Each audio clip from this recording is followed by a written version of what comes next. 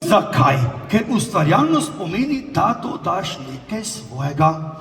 Pomeni, da uporabiš domišljijo, mimogrede ti jo imaš zelo veliko.